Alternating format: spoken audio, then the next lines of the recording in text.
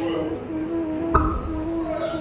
you know why the pop sound is created? My name is Ras Kamal of class 8. Today I am standing here for doing experiment with my group. These are some material required for our experiment. Their names are hydrochloric acid, aluminum metal base, and ammonium acetic. First of all, we take our tube and put some hydrochloric acid inside the tube.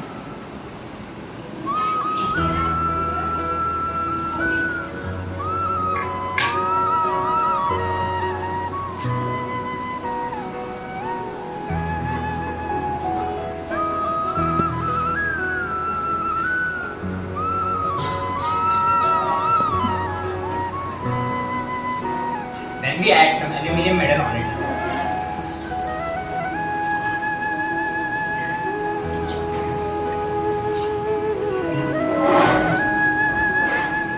And then we cover it with our hand.